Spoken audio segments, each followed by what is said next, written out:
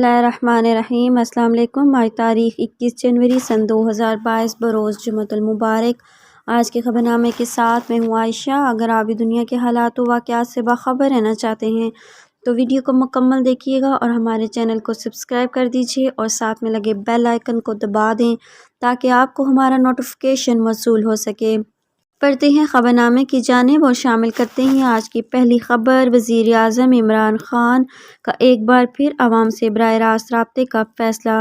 وزیر اعظم 23 جنوری بروز اتوار سحر 3 بجے عوام کی براہ راست فون کالز موصول کریں گے۔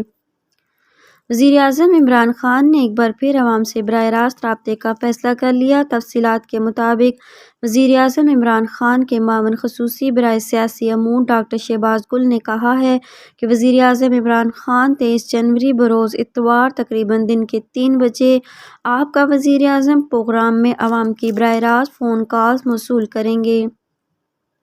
سماجی رابطوں کی ویب سائٹ ٹویٹر پر جاری کردہ اپنے ایک بیان میں انہوں نے بتایا کہ وزیر اعظم فون کالز پر نہ صرف عوام کی شکایات اور آرائیں سنیں گے بلکہ اس دوران حکومت کی طرف سے کیے گئے اقدامات سے بھی عوام کو آگاہ کریں گے۔ قبل ازیں وزیر اعظم عمران خان نے جی ڈی پی گروتھ میں بہتری پر اپنی حکومتی ٹیم کو مبارکباد دی۔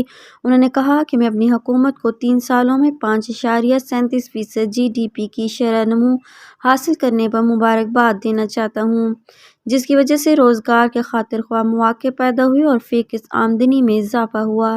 ہماری اقتصادی اصلاحات کی کامیابی کو بین الاقوامی سطح پر تسلیم کیا گیا اور اس حوالے سے بلومبرگ نے پیشن گوئی کی ہے کہ پاکستان ترقی کی بلند ترین رفتار اور روزگار کی سطح کو برقرار رکھے گا۔